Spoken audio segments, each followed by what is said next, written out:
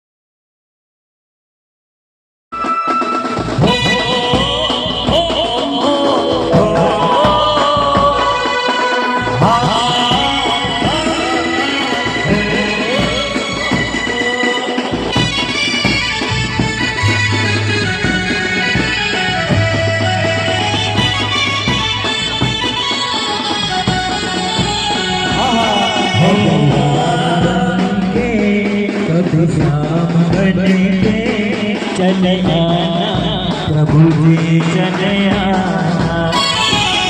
कभी श्याम बने कभी श्याम बने चले आना।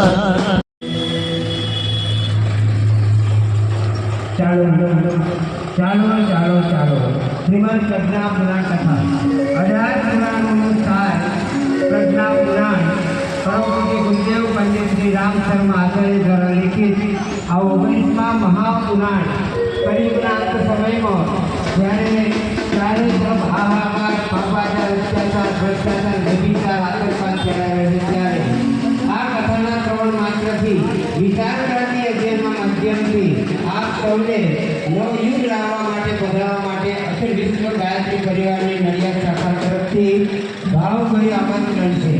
પ્રજ્ઞા પુરાણ કથા